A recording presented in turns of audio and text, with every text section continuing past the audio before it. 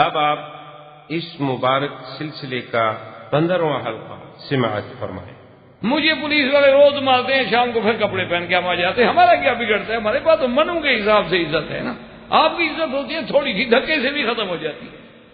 تو اس لیے ہمیشہ یاد رکھیں کہ جس آدمی کو احساس نہ ہو، حضور کا زمانہ خیر القرون قرن کا زمانہ تھا، وہ تو کسی بندے کو صرف یہ ہو جانا کہ سزا بھی دی ہے بس وہ مر جاتا تھا۔ جو حضور کا زمانہ دور ہوتا گیا، لوگوں میں حالات بڑھتے گئے، جرائم بڑھتے گئے۔ اصولی سی بات ہے نا کہ جتنا ہم روشنی سے دور ہوں گے پھر اندھیرا ہی بڑھے گا نا، یہ تو قاعدہ۔ وہ جو نور تھا، حضور نور نبوت تھا، اس سے جب دور ہوتے جائیں گے تو اندھیرا ہی ہوگا۔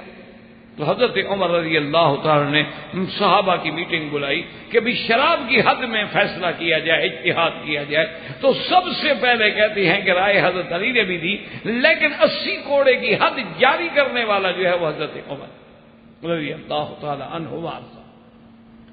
تو اسی طرح یہ بھی موافقات سیدنا عمر رضی اللہ تعالی عنہ میں ہے کہ جو حضرت عمر رضی اللہ تعالی عنہ نے پردے کے بارے میں بات کی وہی ہو گیا۔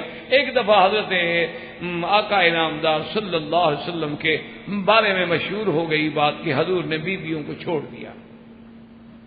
حضرت عمر رضی اللہ تعالی عنہ جو ہیں وہ آئے اپنی بیٹی کے پاس، بی بی حفصہ حضور کی، حضرت عمر کی بیٹی ہے، حضور کی بیوی ہے۔ اور آتے ہی حضرت عمر نے غصے کا اظہار کیا، فرمایا کہ حفصہ دیکھو، اچھا میں نے تمہیں کئی دفعہ کہا ہے کہ اللہ کے نبی کو تنگ نہ کیا کرو۔ اچھا وجہ کیا تھی اصل میں جھگڑے کی؟ وجہ یہ تھی کہ حضور صلی اللہ علیہ وسلم جو بیویوں کو خرچہ دیتے تھے نا جی، اب بیویاں تھی سخی، کپڑا آیا وہ خیرات کر دیا، کوئی خرچہ آیا، روٹی پانی کا دانے آئے، کھجور آئے، خیرات کر دی۔ پھر حضور سے کہا حضور ہمارے گھر میں تو کچھ نہیں، اور دیں۔ حضور نے اور بھیجا، وہ شام کو پھر خیرات ہو گئی۔ تو حضرت عمر رضی اللہ تعالیٰ عنہ بیوی حفصہ سے کہتے تھے کہ اللہ کی بندگی، اگر تمہیں ضرورت ہے تو عمر سے کہو، میں تمہیں دے دوں گا، لیکن اللہ کے نبی سے نہ مانگا کرو۔ خبردار اللہ کے نبی کو پریشان نہ کیا کرو، خرچہ دو خرچہ دو خرچہ دو۔ ایسا نہ ہو کہ اللہ چاہے تو اس کو حکم دے دے اور اللہ کا نبی تمہیں طلاق دے دے، اور اللہ تو قادر ہے، وہ چاہے تو ان کے لیے بہترین سے بہترین بیویاں بدل ڈالیں، ایمان والیاں، اسلام والیاں، اطاعت والی، فرمانبرداری، اللہ تو قادر ہے اس بات۔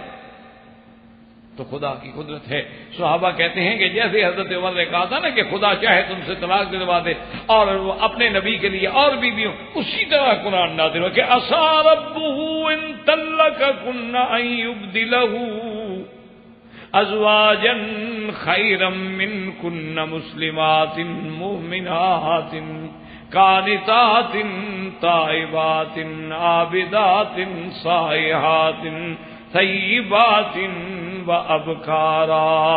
اللہ نے قرآن نازل کر دیا، جو حضرت عمر رضی اللہ تعالیٰ عنہ کے منہ سے نکلا تھا اسی طرح قرآن نازل ہو گیا۔ یہ بھی موافقات عمر میں سے ہے۔ خدا کی قدرت ہے کہ جب اللہ کے نبی پڑھیں کہ ثم خلقنا النطفة علقة فخلقنا العلقة مضغة فخلقنا المضغة عظاما فكسونا العظام لحما ثم انشأناه خلقا آخر۔ فوراً حضرت عمر کے منہ سے نکلتا ہے تبارک اللہ، اللہ نے قرآن نازل کیا فتبارک اللہ احسن الخالقین۔ اللہ نے بعینہ ہی وہی لفظ قرآن میں نازل ہو گیا جو حضرت عمر کی زبان سے جاری ہوئے۔ تو یہ بھی موافقات سیدنا عمر رضی اللہ تعالیٰ عنہ تھا۔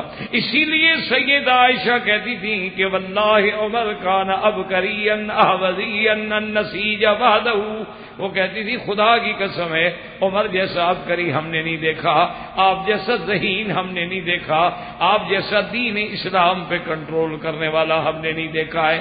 حضرت عمر رضی اللہ تعالیٰ عنہ کے یہ بھی موافقات میں شامل ہوتا ہے کہ جو حضرت آقا انعامدار صلی اللہ علیہ وسلم ابھی وحی آ رہی ہے لیکن حضرت عمر کے منہ سے نکلا تو فوراً بعینہ ہی وہی لفظ، چاہے اللہ پہلے فرما چکے، عمر تو نہیں جانتا نا، تو یہ بھی موافقات عمر رضی اللہ تعالی عنہ میں شمار ہوتا ہے کہ اللہ تبارک و تعالی نے حضرت عمر کو اتنی بڑی شان عطا فرمائی کہ وہ ایسے ایسے واقعات اور ایسی ایسی جو رائے حضرت عمر نے زمین پہ دی وہی رائے جو تھی اللہ نے عرش پہ قبول کر. اور اسی طرح سیدنا عمر امیر المؤمنین عمر رضی اللہ تعالی عنہ ثانی الخلفاء وزیر النبی المصطفیٰ رضی اللہ تعالی عنہ فرماتی ہیں کہ خدا نے پتہ نہیں مجھے کتنی طاقت دے دی تھی، میں اپنی قوت پہ حیران تھا کہ حضور جب عبداللہ ابن ابی کے جنازے کے لیے تشریف لائے فقمت فی صدر رسول اللہ. عبداللہ ابن ابی جو ہے رئیس المنافقین، یہ دشمن ہے میرے بدری صلی اللہ علیہ وسلم، یہ جنگ احد میں پیچھے بھاگنے والا، ہر مقام پہ نقصان دینے والا، اور یہی وہ بندہ تھا جس نے کہا تھا لا یخرجن الاعز منها الاذل. یہی وہ بندہ تھا جس نے اپنی قوم سے کہا تھا کہ اب اللہ کے نبی پہ خرچ نہ کیا کرو، اللہ کے نبی کو کوئی امداد نہ دیا کرو، جب صحابہ کو روٹی نہیں ملے گی تو بھاگ جائیں گے. اللہ اکبر، یہ وہ شخص ہے عبداللہ ابن ابی، اور مر گیا. خدا کی شان ہے، حضور صلی اللہ علیہ وسلم نے اس کے بیٹے کو فرمایا، اس کا بیٹا بڑا پکا مسلمان ہے، آپ نے فرمایا میرے بیٹے جب آپ کا ابے کی وفات ہو جائے مجھے اطلاع دینا، میں اس کا جنازہ پڑھوں گا، اور محمد عربی کا یہ قمیض بھی لے جاؤ، یہ کفن بنا کے اپنے ابے کو پہنا دینا. اب جناب وہ بڑا تفصیل سے واقعہ ہے، لیکن خلاصہ یہ ہے کہ جب جنازہ آ گیا، حضور تیار ہو کے آ گئے، لوگ آ گئے، صفیں بن رہی ہیں. حضرت عمر کہتے ہیں میں خود حیران ہوں، وقمت فی صدر رسول اللہ، میں حضور کے سینے کے برابر آگے کھڑا ہو گیا اور میں نے کہا لا تصلی علی ھذا یا رسول اللہ، اللہ کے نبی اس بدبخت کا جنازہ نہ پڑھیں، یہ منافق ہے، منافقوں کا سردار ہے، یہ احد میں بھاگنے والا، بی بی عائشہ پہ تہمت لگانے والا، حضور اس کا جنازہ پڑھیں. حضور نے فرمایا عمر میں نے کہہ دیا ہے، اس کے بیٹے سے میں نے کہہ دیا ہے، اور نبی جب کہہ دے بات تو پوری تو کرنی ہوتی ہے. انہوں نے کہا حضور مہربانی کر. حضرت عمر کہتے ہیں میں حیران ہو گیا اپنی جرأت پہ، ایک تو حضور کے سامنے کھڑا ہونا، حضور کے سامنے کھڑا ہونا کو مذاق ہے، اور کہتا ہے کہ بعض روایات میں آتا ہے کہتا ہے میں نے حضور کا کپڑا بھی پکڑ لیا. میں نے کہا حضور صلی اللہ علیہ وسلم سے جنت پر محبت میں کہنے حضور نے اس کا جنازہ میں نہیں پڑھنے دوں گا. حضور نے فرمایا چھوڑو عمر میں نے جنازہ پڑھنا. حضور نے جنازہ شروع کیا. آپ دیکھیں کمال کہ یہاں تو لڑ رہا ہے، لیکن جب حضور نے اللہ اکبر کیا تو پہلی صف میں عمر کھڑا ہے. اللہ اکبر. کیوں مشورہ دینا الگ بات ہے، لیکن اطاعت نبی تو الگ بات ہے. ایک ہے مشورہ پیش کر دینا، لیکن جب اللہ کا نبی کوئی حکم کر دے پھر تو کوئی سوال ہی پیدا نہیں ہوتا، پھر تو اطاعت اور فرما برداری کرنی. جب نماز ختم ہو گئی اللہ کے نبی نے پڑھا لی تو اللہ نے قرآن اتار دیا کہ وَلَا تُصَلِّ عَلَىٰ أَحَدٍ مِّنْهُمْ مَاتَ أَبَدًا وَلَا تَقُمْ عَلَىٰ قَبْرِهِ إِنَّهُمْ كَفَرُوا بِاللَّهِ وَرَسُولِهِ. اللہ نے قرآن اتارا کہ میرے مدنی صلی اللہ علیہ وسلم آئندہ یہ منافق بدبخت مر جائیں تو ان کے جنازے پہ نہ آنا، ان کی قبر پہ بھی نہ آنا، ان کے لیے مغفرت بھی نہ کرنا. دوسری جگہ فرمایا استغفر لهم او لا تستغفر لهم ان تستغفر لهم 70 مرة فلن يغفر اللہ لهم. میرا مدنی آپ سوچتے ہیں کہ جنازے میں آپ دعا مانگیں گے میں ان کو بخش دوں گا؟ آپ ایک دفعہ نہیں 70 دفعہ بھی مانگے میں ان کو کبھی نہیں بخشوں گا. یہ دشمن ہے میرے مدنی محمد مصطفیٰ کے. اور حضرت عمر نے جیسے روکا تھا کہ جنازہ نہ پڑھیں، مجھے عمر کا فیصلہ منظور ہے، آئندہ کبھی ایسے لوگوں کا جنازہ نہ پڑھیں. تو قرآن وہی اترا جو حضرت عمر کا فیصلہ ہے. حضور نے فرمایا عمر اللہ نے قرآن بھی تیری رائے کے مطابق اتار دیا ہے. لیکن علماء نے لکھا ہے کہ ایک لطیفہ علماء نے لکھا ہے علمیہ کہ خدا کی شان ہے کہ اگر اللہ تبارک و تعالیٰ 2 منٹ کے لیے یہ آیت پہلے اتار دیتے تو حضور نماز نہ پڑھتے منافق پر. لیکن اللہ نے نماز تو پڑھنے دی اور آیت قرآن کی بعد میں اتار کے منع کیا۔ علماء نے لکھا ہے کہ رائے تو اللہ نے عمر کی منظور کر لی تھی، لیکن شان نبی کی پیچھے نہیں کرنا چاہتے تھے کہ نبی نے کہہ دیا ہے کہ پڑھوں گا۔ اللہ نے فرمایا ابھی تو میرے نبی کو سچا کرو نا، ابھی تو میرے نبی کو آگے کرو نا، نبی کی بات پیچھے نہ رہ جائے، لیکن فیصلہ وہی ہے جو عمر نے کیا۔ ہم آئندہ کے لیے منع کر دیں گے، لیکن ابھی چونکہ نبی کہہ چکے ہیں کہ میں نے پڑھنا۔ اور حضور صلی اللہ علیہ وسلم نے جو قمیص اپنا عطا فرمایا تھا وہ بھی بات یاد رکھیں، ورنہ حضور کا تو دشمن ہے، حضور جانتے ہیں۔ وجہ یہ تھی کہ جنگ بدر ہوئی تھی تو حضور کے چچا عباس قید میں تھے، عباس کا قمیض پھٹ گیا تھا اور کسی کا قمیض عباس کو پورا نہ آیا تو اسی نے قمیض دیا تھا۔ حضور نہیں چاہتے تھے کہ اس کا احسان باقی رہ جائے، اس لیے حضور صلی اللہ علیہ وسلم نے زندگی میں قمیض دے کے اس منافق کا احسان ختم کر دیا۔ لیکن یہ قرآن پاک کی آیت جو تھی یہ بھی موافقات عمر میں ہے کہ جیسے حضرت عمر نے کہا تھا کہ حضور جنازہ نہیں پڑھنا، اللہ نے وہی قرآن نازل کر دیا۔ تو یہ اولیات عمر اور موافقات عمر، انشاءاللہ زندگی باقی تو بات باقی۔ وآخر دعوانا ان الحمدللہ رب العالمین۔ برادران اسلام، واجب الاحترام بزرگوں، دوستوں، بھائیوں، عزیز نوجوانوں، خلفائے راشدین کے دروس میں ثانی الخلفاء وزیر النبی المصطفیٰ سیدنا عمر بن الخطاب رضی اللہ تعالی عنہ کے فضائل، مناقب، صفات، سیرت، صورت کا ذکر کیا گیا الحمدللہ۔ اب جو ہم نے سابقہ درس میں بات شروع کی تھی، ان کو مصطلحات علماء میں یعنی علمی اصطلاح میں کہتے ہیں متاعن۔ تو اب یہ باب ہے متاعن عمر رضی اللہ تعالی عنہ کا کہ سیدنا امیر المؤمنین عمر بن الخطاب رضی اللہ تعالی عنہ پر ان کے اعداء، مخالفین، معارضین نے جو طعن کیے ہیں یعنی جو اعتراض کیے۔ اصل میں بات یہ ہوتی ہے کہ بعض لوگوں نے تو اعتراض ہوتے ہیں غلط فہمی کی بنا پر، اور بعض اعتراض ایسے ہیں کہ جو بالکل ایک بنیادی طور پر ایک فرقے میں، ایک پروگرام کے تحت، ایک منصوبہ کے تحت، جیسا کہ میں نے عرض کیا تھا کہ جب اللہ نے اسلام کو عظمت دی، جب اللہ تبارک و تعالی نے پورے عالم میں اسلام کا پرچم بلند کر دیا، اور جب صحابہ رضوان اللہ علیہم اجمعین جیسی ایک کمزور جماعت جو ہر لحاظ سے، اقتصادی لحاظ سے، سیاسی لحاظ سے، عدد کے لحاظ سے، اسباب کے لحاظ سے بالکل کمزور، لیکن جب اللہ نے اپنی نصرت کے ساتھ اس دور کی سپر پاور کو، جو اس وقت کی سپر پاور جو تھی وہ روم تھی اور فارس تھی، ان صحابہ رضوان اللہ علیہ مجمعین نے، انہوں نے اپنی قوت ایمانی اور حق پہ ہونے کے سبب سے اللہ کی نصرت سے ان بڑی طاقتوں کو روند ڈالا۔ اسی لیے اقبال نے یا شاید کسی اور شاعر نے کہا کہ بات کیا تھی، کہ نہ روم و ایران سے دبے چند بے تربیت اونٹوں کے چرانے والے۔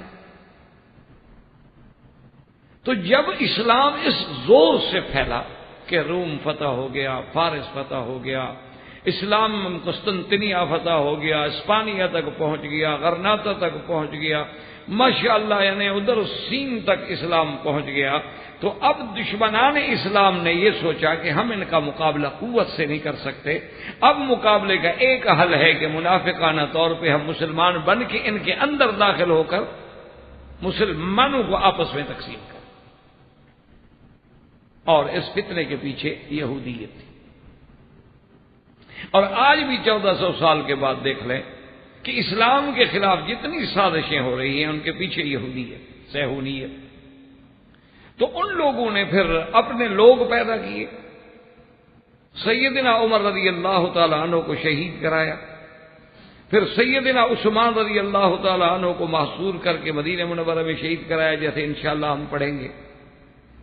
اور اسی طرح پھر انہوں نے اعتقادی لحاظ سے فرقے پیدا کیے کہ یہ حضرت علی کا فرقہ ہے، اور یہ دوسرے صحابہ کی جماعت ہیں، اور یہ محبان اہل بیت ہیں، اور یہ محبان صحابہ ہیں۔ کہیں روافض پیدا ہوئے، کہیں نواسب و خوارج پیدا ہوئے، اور اسلام میں آہستہ آہستہ آہستہ آہستہ فرقہ بندی ہوتی گئی، مسلمان ایک دوسرے سے دور ہوتے۔ تو اس لیے ہم نے الحمدللہ یہ مناسب سمجھا کہ جہاں خلفائے راشدین کی سیرت کا بیان ہو تو وہاں ہماری نوجوان نسل کو یہ بھی پتہ لگے کہ ان پہ اعتراضات جو کیے جاتے ہیں ان کی حقیقت کیا۔ تو سیدنا عمر رضی اللہ تعالیٰ عنہ کے متائن میں سے سب سے بڑا تان جو ہے وہ مسئلہ قرطاس ہے، جس کا مختصر خلاصہ میں نے سابقہ درس میں بھی عرض کیا تھا کہ حضور صلی اللہ علیہ وسلم نے اپنی بیماری کے وقت میں ارشاد فرمایا کہ ایتونی بقرطاسن، کاغذ قلم لاؤ تاکہ میں لکھ دوں، اور اس میں ایک روایت میں یہ بھی لفظ ہے کہ لن تضلوا بعدی ابدا، تاکہ میرے بعد تم کسی گمراہی میں نہ پڑ جاؤ۔ اور حضرت عمر رضی اللہ تعالیٰ عنہ نے کہہ دیا کہ حسبنا کتاب اللہ، اللہ کا قرآن کافی ہے۔ اس پہ دو جماعتیں ہو گئی، ایک جماعت کہے بھی لکھنے کے لیے لے آؤ، بھی لکھوا لو، ایک جماعت کہے کہ نہیں بھائی ٹھیک ہے اللہ کا قرآن کافی ہے، بات چھوڑو، حضور کے آرام کا وقت ہے، بیماری کی شدت کا وقت ہے، اس وقت آپ سے لکھوانے کا کیا مطلب۔ اور جو لوگ خاندانی ہوتے ہیں، جن کو اللہ نے ایک شرف دیا ہوتا ہے، ان کے دماغ میں اس وقت مریض کی حالت سامنے ہوتی، تو اسی بات کو بہرحال رنگ دیا گیا، پھیلایا گیا کہ حضور لکھنا چاہتے تھے، اور حضور حضرت علی رضی اللہ تعالی عنہ کی خلافت چاہتے تھے لکھنا، لیکن حضرت عمر نے روک دیا، اور حضور کے سامنے شور کیا، حضور کے سامنے آواز بلند کی۔ اور ایک لفظ یہ بھی آتے ہیں کہ یہ بھی کہا کہ نعوذ باللہ شاید حضور پاک جو ہے بیماری کی وجہ سے، یعنی اللہ معاف کرے بیماری کا اثر ہے، اور آپ ایسے غلط باتیں کہہ رہے ہیں جیسے بیمار کہہ دیتا ہے۔ تو کہتے ہیں کہ اتنی بڑی زیادتی کے بعد حضرت عمر کا تو اسلام شک میں پڑ جاتا ہے، اور تم کہتے ہو کہ ہم اس کو خلیفہ رسول مان لیں۔ تو اس اعتراض کی بنیاد یہ ہے۔ سب سے پہلی بات یہ ہے کہ اگر اعتراض کرنے والے حضرات یہ خود سوچ لیتے کہ بھئی تمہارا تو دعویٰ ہے کہ حضور جب حجۃ الوداع سے واپس آئے ہیں تو غدیر خم کے مقام پہ آپ نے اعلان کر دیا کہ من کنت مولا فعلی مولا ہو، حضرت علی کی خلافت کا تو اعلان ہو گیا، تو پھر لکھنے کی کیا ضرورت تھی؟ یا تو وہ بات مانو کہ غلط ہے، اگر وہ بات صحیح ہے تو پھر حضرت علی کی تو بات کا اعلان ہو چکا۔ اور نمبر دو بات یاد رکھیں کہ اگر حضور صلی اللہ علیہ وسلم نے کچھ لکھوانا بھی تھا، لکھنا بھی تھا، تو کیا یہ اللہ کا حکم تھا؟ اور اگر یہ اللہ کا حکم ہے تو پھر اللہ کے نبی نے پورا کیوں نہیں کیا؟ یعنی اللہ حکم دے اور حضرت عمر اگر روک دے تو اللہ کا نبی رک جائے، تو یہ حضرت عمر پہ اعتراض نہ ہوا، یہ تو اللہ کے نبی پہ اعتراض ہوا۔ کیوں؟ اللہ کا فرمان ہے قرآن میں کہ بلغ ما انزل الیک من ربک فإن لم تفعل فما بلغت رسالتہ۔ اللہ نے فرمایا کہ میرے مدنی جو کچھ ہم نے اتارا ہے آپ پہ آپ پہنچائیں، آپ دنیا تک وہ پہنچا دیں، اور اگر آپ نے میرے فرمان، میرے احکام، میرے اوامر کو نہ پہنچایا تو گویا آپ نے فریضہ رسالت مکمل نہیں ادا فرمایا۔ اور آگے تسلی بھی دے دی کہ واللہ یعصمک من الناس، آپ ڈرے نہیں، اللہ آپ کی حفاظت کریں گے۔ تو حضرت عمر سے کیسے ڈر گئے حضور؟ تو معنی یہ ہے کہ اس آیت پر نعوذ باللہ حضور پاک نے خود عمل نہیں فرمایا۔ اور دوسری بات یہ ہے کہ پھر یہ واقعہ اس وقت کا نہیں ہے کہ جس کے بعد فوراً وفات ہو جائے، بلکہ بالاتفاق، یعنی بالاتفاق اہل سنت والجماعت کے اور شیعہ حضرات کے، اس کے بعد حضور 5 دن باحیات ہیں۔ تو 5 دن باقی ہیں، اور 5 دن تو حضرت عمر نہیں بیٹھے رہے حضور کے حجرہ مبارک میں۔ عیادت کرنے کے لیے جو آدمی آتے ہیں 2 گھنٹہ 2 گھنٹے 4 گھنٹے کے بعد چلے جائیں گے، چلو ایک واقعہ ہو گیا، جھگڑا ہو گیا، اختلاف ہو گیا، چلے گئے۔ اس کے 5 دن جو موجود ہیں تو حضور صلی اللہ علیہ وسلم بعد میں حضرت علی کو بلا کے لکھوا دیں، تو ان 5 دنوں میں بھی حضور کا نہ لکھنا اور نہ لکھوانا. اور اگر یہ بات مان لی جائے کہ حضور صلی اللہ علیہ وسلم حضرت علی کی خلافت لکھ دینے کے لیے تیار تھے، تو کم از کم حضرت ابو بکر کی خلافت کے وقت میں حضرت علی تو یہ دلیل پیش کریں. حضرت علی بھی یہ دلیل پیش نہیں کرتے. تو اس لیے ہمیشہ بات کو یاد رکھیں کہ پھر یہ بالاتفاق ہے، یعنی اہل سنت والجماعت کا بھی اور شیعہ حضرات کے جو منصف مزاج لوگ ہوتے ہیں، بعض جن کو اللہ نے کچھ علم دیا ہوتا ہے، وہ جانتے ہیں کہ آیت قرآن اتر چکی تھی، الیوم اکملت لکم دینکم واتممت علیکم نعمتی ورضیت لکم الاسلام دینا. اللہ نے کہا دین مکمل ہو. تو معنی یہ ہے کہ جب دین مکمل ہے، کوئی چیز بچی نہیں، تو حضور دین کے علاوہ کوئی بات تھی. حالانکہ واقعہ صرف اتنی تھا کہ سیدنا عمر رضی اللہ تعالی عنہ آخری وقت میں حضور کی رضا حاصل کرنے کے لیے انہوں نے یہ بات کی تھی جس کو مخالفین نے بجائے سیدنا عمر کی شان کے نعوذ باللہ اعتراض بنا دیا. بات صرف اتنی تھی کہ ایک دفعہ میرے آقا سرکار دو عالم صلی اللہ علیہ وسلم تشریف فرما ہے، سیدنا ابو بکر تشریف فرما ہے، اور حضرت عمر تورات لے کر مطالعہ کر رہے. تورات کے کچھ اوراق ملے، حضرت عمر ان کو دیکھ، اور کتاب میں اتنے مشغول تھے کہ انہوں نے حضور صلی اللہ علیہ وسلم کے چہرے پہ نظر نہ ڈالی. تو حضرت صدیق نے حضرت عمر کو تنبیہ کی کہ عمر دیکھ نہیں رہے ہو کہ حضور ناراض ہو رہے ہیں اور تم کتاب پڑھ رہے ہو. حضرت عمر نے جب دیکھا کہ حضور کا چہرہ مبارک تو غصے میں سرخ ہو رہا، تو سیدنا عمر رضی اللہ تعالی عنہ نے فوراً عرض کیا کہ رضینا باللہ ربا وبالاسلام دینا وبمحمد صلی اللہ علیہ وسلم نبیا. حضرت عمر نے فوراً عرض کیا کہ یا رسول اللہ، ہم اللہ کی ربوبیت کے قائل ہیں، آپ کی نبوت کے قائل، دین کے اسلام ہونے کے قائل، تو ناراضگی حضور ہم سے کیوں آ رہی؟ اگر میں کوئی کتاب دیکھ رہا ہوں اس کا معنی یہ تو نہیں کہ میں حدیث سے ہٹ گیا ہوں. ہم تو اللہ کی توحید کے، الوہیت کے، ربوبیت کے، سرکار کی نبوت کے، اسلام کے قائل ہیں.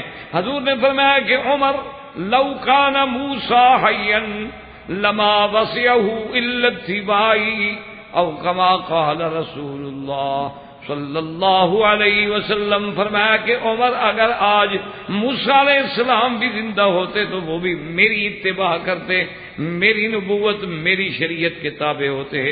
تو جب تمہارے پاس دین مصطفیٰ موجود ہے تو پھر سابقہ کتابوں کے دیکھنے کی کیا ضرورت؟ کتابیں بدل گئی ہیں، محرف ہو گئی ہیں، مغیر ہو گئی ہیں. تو حضرت عمر نے بات مان لی اور اس کے بعد حضور کی ناراضگی بھی ختم ہو گئی.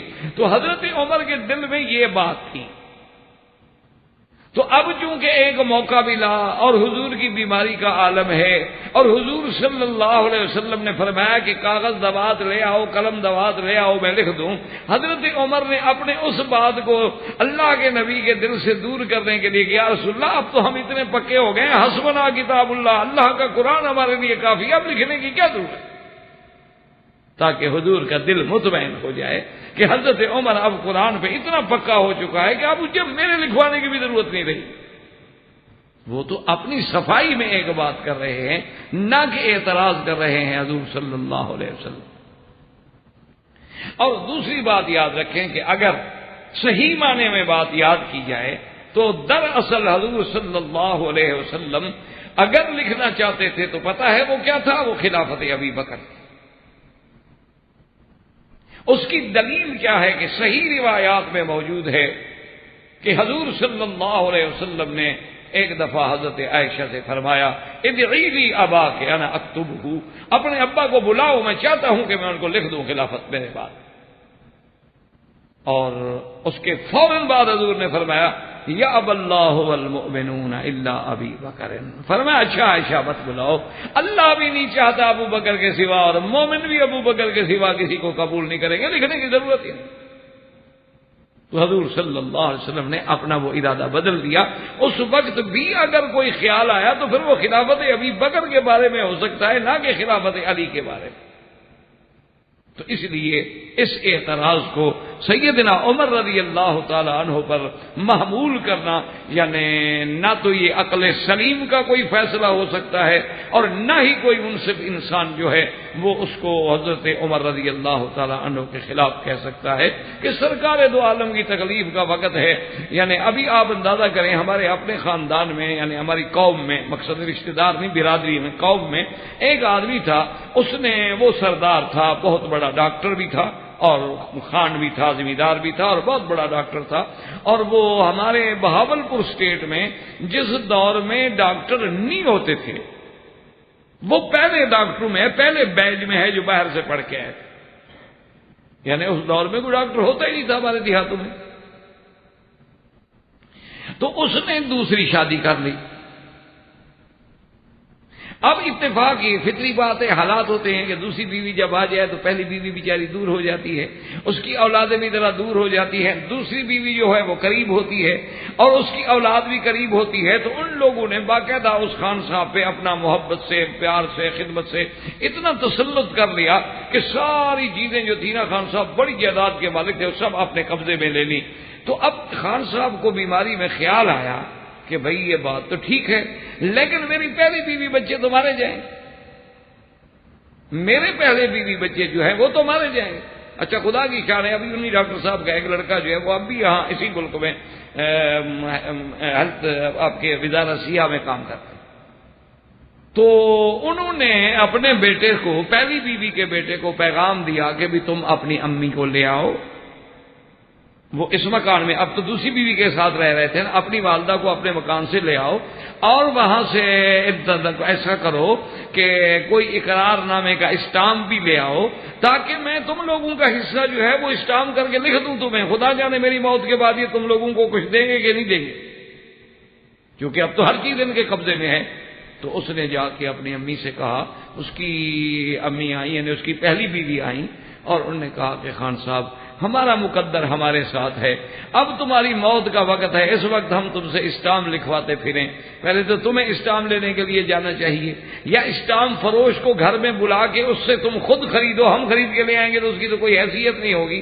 تو ہمیں جائیداد سے زیادہ تمہاری صحت کی فکر ہے، ہمارے مقدر میں جو ہے مل جائے گا، ہم نہیں چاہتے کہ وہ تکلیف کرو، جو اللہ کو منظور. اور وہی ہوا، خان صاحب فوت ہو گئے، دوسروں نے قبضہ کر لیا لیکن انہوں نے لکھوانے کی تکلیف نہ دی کہ بھئی تم اس وقت موت کا عالم ہے، بیماری ہے، چھوڑو جو اللہ کو منظور ہے ہو. تو ہر خاندانی لوگ جو ہوتے ہیں وہ تو یہ باتیں سامنے رکھتے ہیں اور حضرت عمر نے بھی یہی بات سامنے رکھی کہ دین مکمل ہو گیا، اللہ کی نعمتیں پوری ہو گئی، اللہ کے نبی نے ہر چیز ہمیں بتلا دی ہے، اب کون سی چیز باقی رہ گئی ہے کہ ہم حضور کو اس وقت تکلیف دیں اور لکھوائیں. حسبنا کتاب اللہ، اللہ کا قرآن ہمارے لیے کافی ہے. تو یہ قابل اعتراض بات تو نہیں دی، یہ تو قابل فخر بات. اور اسی طرح نمبر 2، سیدنا امیر المؤمنین عمر بن الخطاب رضی اللہ تعالی عنہ پہ ایک اور اعتراض کرتے ہیں، حالانکہ حقیقت دیکھو تو وہ شان ہے بلا اعتراض ہے.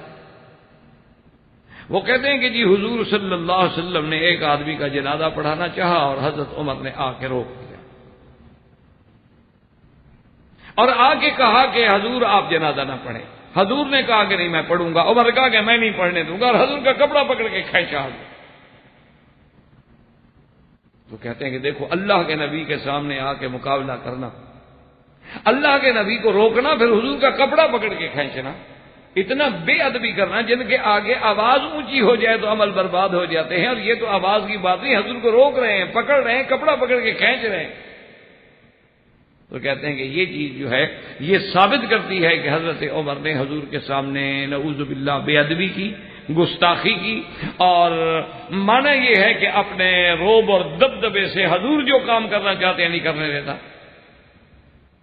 اور اللہ کا حکم ہے کہ لا تقدموا بین یدی اللہ ورسولہ، اللہ تبارک و تعالیٰ اور اس کے رسول کے آگے کسی قول اور فعل میں آگے ہونے کی کوشش نہ کریں. تو یہ تو آگے ہو رہا، تو اس نے قرآن کی مخالفت. تو حقیقت اگر دیکھی جائے میرے عزیز تو یہ اعتراض نہیں بلکہ یہ مسئلہ بھی سیدنا عمر کے باعث شان ہے، نہ باعث نقصان.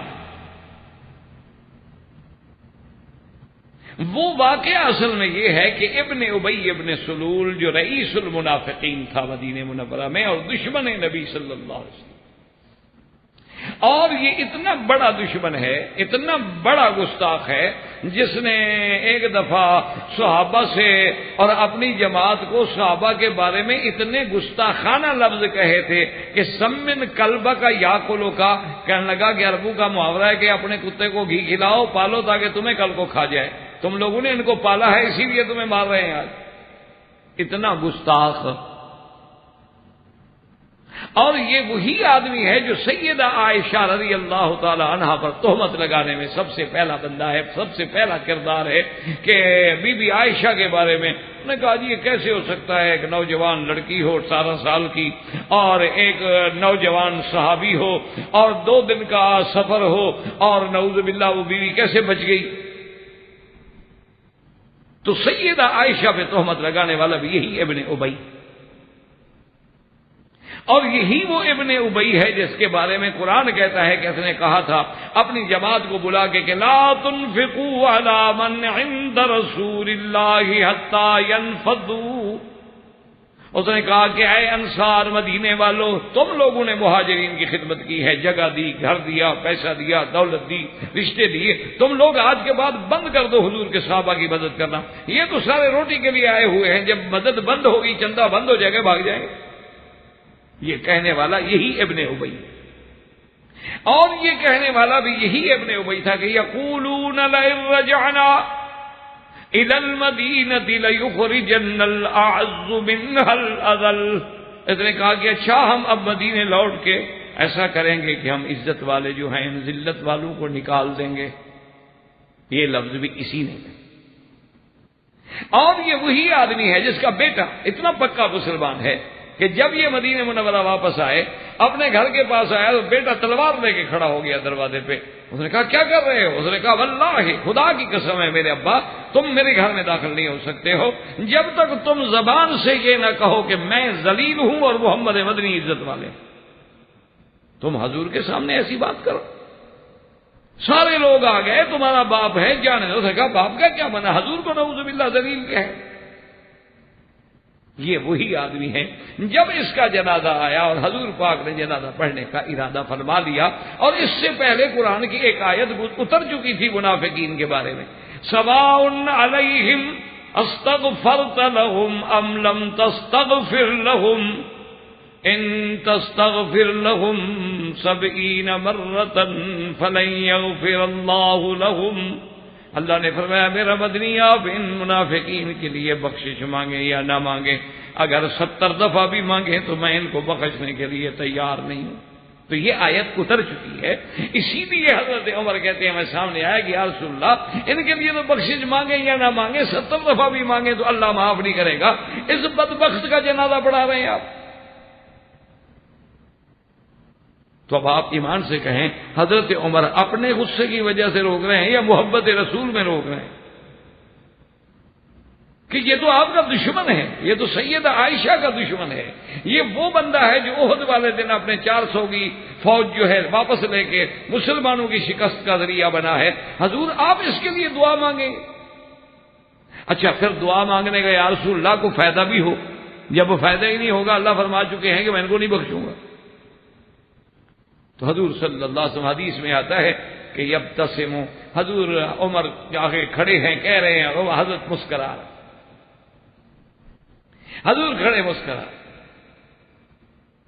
آخر جب حضرت عمر نے بہت مجبور کیا تو ایک روایت اہل سنت میں یہ بھی آتا ہے اور حضرت عمر خود بھی کہتے ہیں کہ عجبت علی جرأتی، کہ میں اپنی جرأت پہ حیران رہ گیا کہ میں نے حضور کا کپڑا پکڑ لیا۔ اچھا کپڑے پکڑنے کا معنی یہ نہیں کہ مخالفت میں ہوتا ہے، آپ دیکھتے ہیں نا کہ کبھی آپ صبح کو ڈپٹی پہ آنے لگے اور آپ کا بیٹا جو ہے وہ کہہ نہیں ابا جان آج آپ کو میں نہیں جانے دوں گا، میں نہیں جانے دوں گا، میں نہیں جانے دوں گا، آپ کہ نہیں بیٹا میں نے ڈپٹی پہ جانا ہے، کیا کر رہے ہو؟ تو آگے چمڑ جاتا ہے، آپ کے کپڑے کو پکڑ لیتا ہے، تو کوئی دشمنی کر رہا ہو؟ کوئی عقل کی بات ہے، جو محبت کی بات ہو اسے دشمنی بنا دیا جائے۔ حضرت عمر کا روکنا جو ہے، اگر حضرت عمر نے کپڑا بھی پکڑا ہے تو اسی طرح جیسے غلام حجت کرتا ہے، جیسے ایک چھوٹا حجت کرتا ہے، حضور میری بات مان لیں اس میں جنازہ رہا، اس کی بھی اب دعا نہ کریں جنازے میں۔ لیکن اصل بات کیا تھی کہ جہاں حضور کی نظر تھی وہاں تو عمر کی نظر نہیں پہنچ سکتی. آخر مقام نبوت جو ہے وہ تو مقام نبوت. اور حضور نے صرف جنازہ نہیں پڑھا، اپنا قمیض بھی دیا اس کو کفن کے لیے. حضور نے اس کے بیٹے سے کہا میرا قمیض لے جاؤ، اسی میں اس کو کفن دو. اور ایک روایت میں تو یہ بھی آتا ہے کہ حضور نے اس کو اپنے گھٹنے پہ رکھا اور اپنا لعاب مبارک بھی اس کے چہرے پہ ملا. لیکن یہاں نبوت کی بات ہوتی ہے، جہاں مقام نبوت ہوتا ہے، جہاں فہم نبوت ہوتی ہے، وہاں تو پھر حضرت عمر کی بات نہیں ہوتی. آخر حضرت حضور نے فرمایا عمر الیک عنی، ہٹ جاؤ. حضرت عمر ہٹ گئے اور حضور نے جنازہ پڑھایا. اب دیکھو جب جنازہ حضور نے پڑھانا شروع کیا تو حضرت عمر کھڑے ہو گئے جنازہ پڑھنے. کہ بھی مشورہ دینا تو الگ بات ہے، لیکن اللہ کے نبی کے حکم کی مخالفت تو نہیں ہو سکتی. اب حضور جنازہ پڑھیں گے تو ہم بھی پڑھیں. جب جنازہ پڑھ لیا تو حضور نے فرمایا عمر تم نے تو یہ سمجھا ہے نا کہ اللہ 70 دفعہ بھی مانگوں تو معاف نہیں کریں گے، تو اصل میں یہ ہے کہ اللہ نے فرمایا کہ 70 دفعہ بھی مانگو تو میں معاف نہیں کروں گا، تو میں 70 سے زیادہ ان کے لیے مانگ لوں گا، 70 دفعہ سے بھی زیادہ مانگ لوں گا، شاید اللہ بخش دے. اور قمیض دینے کی وجہ یہ تھی کہ حضور نہیں چاہتے تھے کہ اس کا احسان رہے. جنگ بدر میں جب حضور کے چچا حضرت عباس قید ہوئے تو حضرت عباس کا قمیض پھٹ گیا، تو کوئی قمیض جو ہے ان کو پورا نہیں آتا تھا، تو اسی ابن ابی نے اپنا قمیض دیا کہ حضور صلی اللہ علیہ وسلم کے چاچے کو دے دو. تو حضور صلی اللہ علیہ وسلم نے وہ قمیض لے کے چاچے کو دیا تھا. تو اللہ کے نبی نہیں چاہتے تھے کہ اس کا احسان میرے اوپر رہ جائے کہ میرے کہنے پہ اس نے میرے چاچا کو قمیض دیا تھا، حضور نے اپنا قمیض بدلے میں دے دیا کہ معاملہ دنیا میں صاف ہو جائے، آخرت میں احسان نہ رہے اللہ کے رسول پہ صلی اللہ علیہ وسلم. اور اب آگے دیکھیں کہ حضرت عمر کی اگر یہ گستاخی ہے، اللہ نے تو عرش سے قرآن نازل کر دیا وَلَا تُصَلِّ عَلَىٰ أَحَدٍ مِّنْهُم مَّاتَ أَبَدًا وَلَا تَقُمْ عَلَىٰ قَبْرِهِ. اللہ نے قرآن نازل فرما دیا کہ میرے مدنی محمد مصطفیٰ صلی اللہ علیہ وسلم ان منافقین پہ آپ پھر کبھی جنازہ نہ پڑھیں اور نہ ان کی قبر پہ کبھی کھڑے ہو کے دعا کریں، بس ختم. تو اللہ پاک نے تو عرش سے وہ فیصلہ منظور کیا کہ عمر فرش پہ کھڑے ہو کے کہہ رہے ہیں کہ جنازہ نہ پڑھے. اللہ نے بھی وہی کہہ دیا. تو اگر حضرت عمر کی بے ادبی تھی، حضرت عمر کی زیادتی تھی، تو اللہ حضرت عمر کی بات پہ قرآن نازل کر رہے ہیں. یہ تو شان عمر ہے، یہ تو عظمت عمر ہے کہ جو بات حضرت عمر کہہ رہے تھے اللہ نے قبول فرما کے عرش سے حکم جاری فرما دیا. حضور صلی اللہ علیہ وسلم نے بعد میں فرمایا کہ عمر تمہاری اپنی جگہ بات ہے اور اللہ نے بھائی تیرا فیصلہ منظور کر لیا ہے، لیکن نبی کی ایک بات ہوتی ہے کہ شاید یہ ذریعہ بن جائے کسی کے اسلام لانے کا. تو تاریخ گواہ ہے اور آثار میں یہ روایت موجود ہے کہ اس جنازے پڑھانے کا اتنا اثر ہوا کہ ابن ابی کی قوم میں سے 1000 آدمی مسلمان ہو گیا. انہوں نے کہا کہ دیکھو یہ اتنا بڑا دشمن، اتنا بڑا گستاخ، اور اللہ کے نبی کی رحمت دیکھو کہ حضور پھر بھی دعا مانگ رہے ہیں. تو اس میں حضرت عمر رضی اللہ تعالی عنہ کے بارے میں تو نعوذ باللہ یہ تان نہیں ہے، یہ تو وہ کام ہے جس کو اللہ نے قرآن نازل کر دیا عمر کی رائے پر. تو جو بات حضرت عمر کی شان میں تھی، اگر اسی کو بھی نعوذ باللہ کوئی ان کی شان کے بجائے ان کی توہین بنا دے یا تان بنا دے تو پھر تو اس کے عقل پہ ماتم کیا جائے گا کہ ایک عام آدمی کو دھوکہ دینے کے لیے ایک بات کو بلا وجہ رنگ دینا، تو یہ تان جو ہے اس کی بھی عند اللہ کوئی حقیقت نہیں، بلکہ یہ تان نہیں بلکہ یہ تو شان عمر. اسی طرح نمبر 3 یاد رکھیں کہ حضرت عمر پہ ایک اور الزام لگاتے ہیں کہ جب حضور کی وفات ہو گئی، سرکار دو عالم صلی اللہ علیہ وسلم کی جب وفات ہو گئی تو کہتے ہیں کہ حضرت عمر تلوار لے کے کھڑے ہو گئے، کہا کہ جو یہ کہتا ہے کہ حضور فوت ہو گئے میں اس کی گردن اڑا دوں گا. اور کہتے ہیں جی قرآن نے کہا انک میت وانہم میتون. اللہ کے قرآن نے فرمایا کہ میرے مدنی صلی اللہ علیہ وسلم آپ پہ بھی موت آئے گی، ان پہ بھی موت آئے گی. تو قرآن کہتا ہے اللہ کے نبی پہ موت آئے گی، عمر کہتا ہے موت نہیں آئے گی، تو قرآن کی مخالفت کر رہا. تو یہ بھی حضرت عمر رضی اللہ تعالیٰ عنہ کے بارے میں متائن میں نعوذ باللہ مخالفین نے شمار کر لیا. حالانکہ عند اللہ اگر آپ غور کریں اور عند اللہ یعنی منصفانہ نظر سے دیکھیں تو یہ کمال محبت ہے یا قابل اعتراض بات ہے کہ جب حضرت عمر کو حضور کی وفات کی خبر ملی تو صدمے سے آپ کے دماغ پہ اتنا اثر ہوا کہ نبی تو خاتم النبیین ہے، آپ کے بعد تو نبی ہے کوئی نہیں، تو نبی پہ موت کیسے آ گئی؟ تو یہ تو جوش محبت ہے، یہ تو تقاضا محبت ہے. آپ دیکھتے نہیں، اب دنیا میں بھی آپ نے دیکھا ہوگا کہ بعض اوقات آدمی موت آ چکی ہوتی ہے لیکن اس کے بیٹے اس کی بیٹے کہ نہیں ٹھہرو تو صحیح، دیکھو نہیں ابھی تو آنکھیں کھلی ہیں ان کی، کیوں کہتے ہو موت آ گئی ہے، صبر کرو کوئی موت نہیں، یہ تو سکتا ہے، یہ تو ایسے ہو جاتا ہے، یہ تو قومے میں ہے. محبت کی بات ہے کہ جب اللہ کے نبی کے صدمہ موت کی بات سنی تو حضرت عمر رضی اللہ تعالی عنہ نے فوراً یہ بات کہہ دی، اور یہ جذبہ محبت ہے اور یہ جذبہ حضور صلی اللہ علیہ وسلم سے مقام عشق ہے کہ جب اللہ کے نبی سے کسی کو عشق ہوتا ہے تو آپ سوچیں گے جب حضور کی وفات کا سنے گا تو کیا ہوگا. اسی لیے صحابہ کہتے ہیں کہ واللہ ما رائنا، خدا کی قسم ہے کہ ہم نے ایسا اضواء یوم، ایسا روشن دن ہم نے زندگی میں نہیں دیکھا تھا اس دن سے جس دن حضور تشریف لے آئے مدینے میں. کہتے ہیں جب حضور آئے ہیں خدا کی قسم معلوم ہوتا تھا کہ آج تو دن کی روشنی جو ہے وہ دگنا ہو گئی ہے. اور کہتے ہیں واللہ ما رائنا اظلم یوم، اور ہم نے اس دن سے زیادہ سیاہ دن، تاریکی والا دن نہیں دیکھا لما مات رسول اللہ صلی اللہ علیہ وسلم. جب حضور کی وفات ہوئی ہے تو گویا معلوم یہ ہوتا تھا کہ پوری دنیا تاریک ہو گئی، اندھیرا چھا گیا. تو آپ دیکھتے ہیں کہ جن کی محبت ہوتی ہے نا ان کو نعوذ باللہ کبھی اپنے محبوب کی، اپنے باپ کی، اپنے بیٹے کی، اپنے بھائی کی کوئی موت کی خبر تو کہتے ہیں میری تو آنکھوں کے آگے یار اندھیرا آ گیا، مجھے تو کوئی نظر ہی نہیں آ رہا.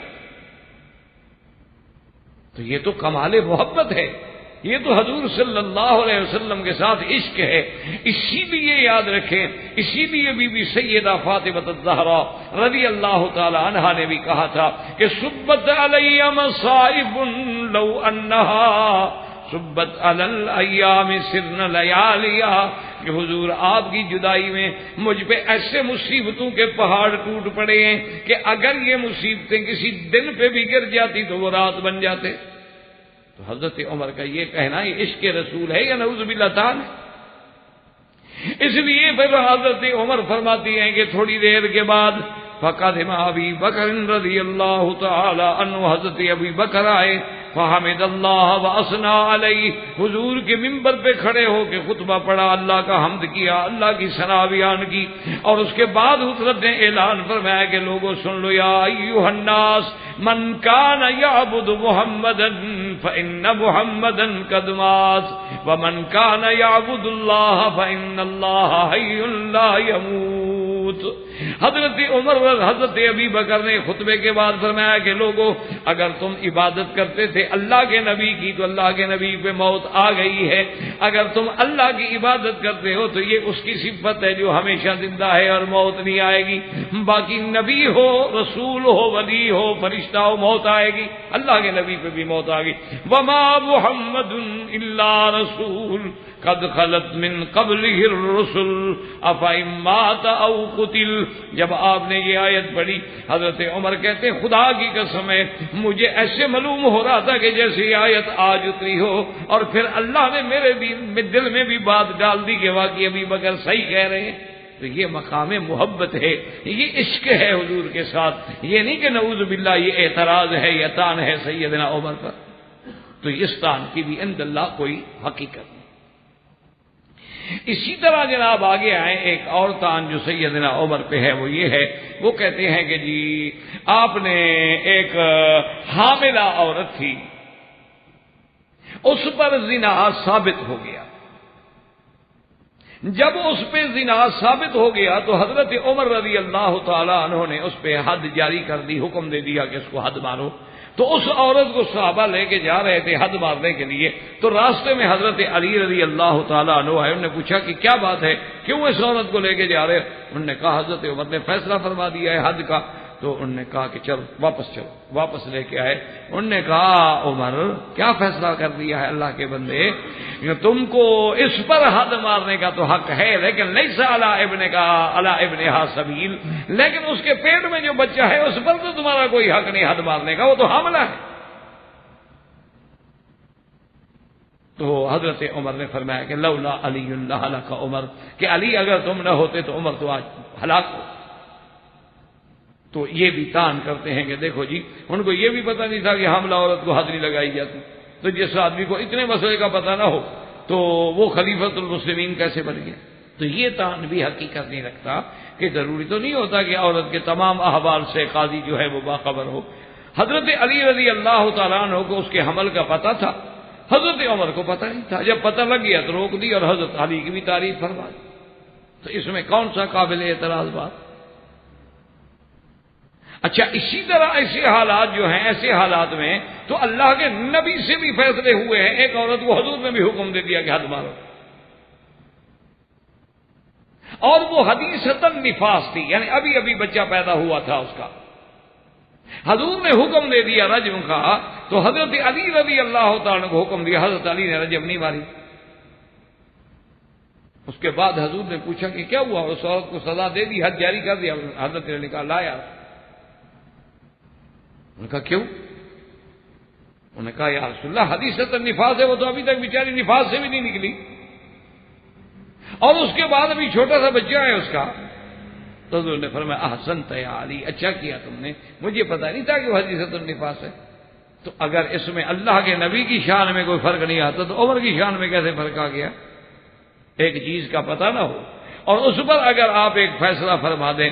حضور صلی اللہ علیہ وسلم نے جیسے ایک آدمی نے شکایت کی کہ آپ کے گھر میں بی بی ماریہ قبطیہ کے پاس جو ہے ایک آدمی جاتا ہے، اور اللہ کے نبی کے گھر میں اس وقت جاتا ہے حضور جب آپ نہیں ہوتے۔ تو حضور کی غیرت، حضور نے حضرت علی کو بلایا، حکم دیا، فرمایا کہ وہ معبود جو ہے نا، اس کو جا کے فوراً ماریہ قبطیہ کے پاس ان کا رشتہ دار تھا، آپ نے کہا اس کو قتل کر دو جہاں ملے۔ حضرت علی کہتے ہیں میں تلوار لے کے آیا، ایک روایت میں ہے کہ وہ اپنا کنویں کے کنارے پہ بیچارہ بیٹھا تھا، تو حضرت علی نے جو تلوار نکالی اور ڈر کے مارے گر گیا، اور ایک روایت میں آتا ہے کہ حضرت علی کو دیکھا تو بھاگ کے درخت پہ چڑھ گیا۔ حضرت علی کو دیکھا غصے میں آ رہے ہیں، تلوار ہاتھ میں ہے، تو ڈر کے مارے بیچارہ درخت پہ چڑھ گیا۔ حضرت علی جو گئے تو آپ نے جو ڈانٹا تو درخت سے گر گیا، درخت سے جو گر گیا غریب تو وہ تو ننگا ہو گیا۔ تو حضرت علی فرماتے ہیں کہ لیس عندہ شیء، میں نے دیکھا وہ تو کچھ بھی نہیں، وہ تو مرد ہے ہی نہیں، وہ تو بیچارہ مرد ہی نہیں۔ تو آپ نے قتل نہ کیا، واپس آ گئے۔ حضور پاک نے پوچھا کہ ہاں تم نے کیا کیا؟ اس نے کہا یا رسول اللہ بات کیا یہ ہے، وہ تو غریب مرد ہی نہیں ہے۔ تو حضور نے فرمایا احسنت یا علی، علی تم نے بہت اچھا کیا کہ اگر وہ قتل ہو جاتا اور بے گناہ، کہ ایک آدمی بیچارہ مرد ہے ہی نہیں تو وہ گناہ کیسے کرے گا؟ تو اس قسم کے واقعات کو تان نہیں بنایا جا سکتا، ہمیشہ یاد رکھیں کہ یہ تان نہیں ہوتا۔ اسی طرح سیدنا عمر رضی اللہ تعالیٰ عنہ پر ایک اور اعتراض بھی کرتے ہیں کہ جی آپ نے ایک مجنونہ تھی، ایک عورت تھی مجنون، دیوانی عورت تھی، اس پہ آپ نے حد زنا کا ثبوت ہو گیا تو آپ نے حکم دے دیا کہ حد جاری کرو۔ تو حضرت علی رضی اللہ تعالیٰ عنہ نے دیکھا کہ وہ صحابہ ایک عورت کو گھسیٹتے ہوئے لے جا رہے ہیں اور وہ چیخ رہی ہے، تو حضرت نے پوچھا کہ بماذا، کیا کر رہے ہو؟ تو انہوں نے کہا کہ جی حضرت نے حکم دیا ہے حد جاری کرنے کا۔ انہوں نے فرمایا تمہیں پتہ نہیں یہ تو فلاں قبیلے کی عورت ہے، انہا مجنون ہے، تو یہ تو بیچاری پاگل ہے، یہ تو دیوانی ہے غریب، اس کے ساتھ کسی نے برا کیا ہے، زنا کیا ہے، اللہ معاف کرے، لیکن اس کا کیا قصور ہے؟ دیوانے کو تو حد نہیں لگائی جاتی۔ تو اس عورت کو پکڑ کے حضرت عمر کے پاس لے، انہوں نے کہا یا امیر المومنین، میں اس عورت کو جانتا ہوں، یہ فلاں قبیلے کی ہے، یہ تو دیوانی ہے غریب۔ تو اگر حضرت عمر کو ایک فیصلے کا علم نہ ہو، ایک عورت کے بارے میں معلومات نہ ہوں، اور اگر ایک حکم جاری کر دیں اور حضرت علی کے کہنے سے فوراً اس مسئلے کو واپس لے لیں، تو اس میں کون سا تان ہے سیدنا عمر رضی اللہ تعالیٰ عنہ پہ؟ یہ تو امیر المومنین عمر رضی اللہ تعالیٰ عنہ کا کمال ہے کہ فیصلہ بھی جاری کر دیں اور اس کے بعد جب اطلاع مل جائے تو یہ نہ کہیں گے نہیں ہم نے آرڈر کر دیا ہم تو واپس نہیں لیں گے. یہی تو تھا نا کہ ان اللہ جعل الحق علی لسان عمر، اللہ نے عمر کی زبان پہ حق رکھا ہے. اگر کبھی کوئی ایسا تصابہ ہو گیا جب پتہ لگا تو فوراً حضرت عمر رضی اللہ تعالیٰ عنہ نے رجوع کر لیا. یہ بات کوئی قابل اعتراض نہیں. اسی طرح ایک اور تان بھی کرتے ہیں کہ آپ کا ایک بیٹا تھا ابو شامہ، اور انہوں نے ابو شامہ پر جو ہے حکم دے دیا کہ حد جاری کرو، اور حد جب مارنے لگے تو وہ مر گیا. جب وہ حد میں مر گیا تو حد کے بعد جو تھے وہ بچ گئے. تو حضرت عمر رضی اللہ تعالیٰ عنہ سے پوچھا گیا کہ آپ کیا کریں اس کے بارے میں، اس کے بارے میں ہم کیا کریں کہ حد کے بعد ابھی باقی ہے، بندہ مر گیا، آپ نے کہا مار دو، مردے پر بھی حد جاری کروا دی. تو کہتے ہیں کہ دیکھو جی حضرت عمر کا کمال کہ مردہ بندے پر بھی حد ماری جاتی ہے، زندہ کو حد ماری جاتی ہے، مردہ کو حد نہیں ماری جاتی. بھائی آپ تو بس جو ہو رہا ہے تو خاموشی ہو جائے. یہ تو ہر آدمی کو جس کے پاس جوال ہو، موبائل ہو، اس کو اصول ہوتا ہے کہ مسجد میں آئے بند ہے. کیونکہ اور خاص طور پہ آج کل جو مصیبت ہے، جوال جو ہے نا گھنٹیاں نہیں ہے تو باقاعدہ موسیقی ہے، باقاعدہ گانے لگے ہوئے ہیں. ان پہ جو میوزک بجتے ہیں یہ تو باقاعدہ گانوں کی دھنیں ہیں، اور ہر آدمی نے اپنے منشے کا میوزک سیٹ کیا ہوتا ہے، اور مسجد میں موسیقی اور میوزک وہ تو حرام ہے. تو بہرحال اللہ ہم سب کو ہدایت دے.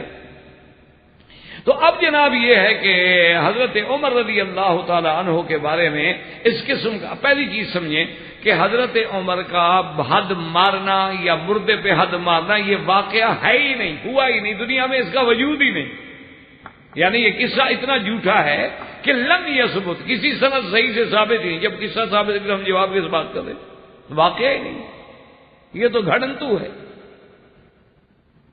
اسی طرح سیدنا عمر رضی اللہ تعالیٰ عنہ پہ اعتراض کرتے ہیں کہ جی حضرت عمر کو تو اتنے مسئلے کا بھی پتہ نہیں تھا جتنا ایک بوڑھی عورت کو ہوتا ہے، تو وہ خلیفہ کیسے بن گئے.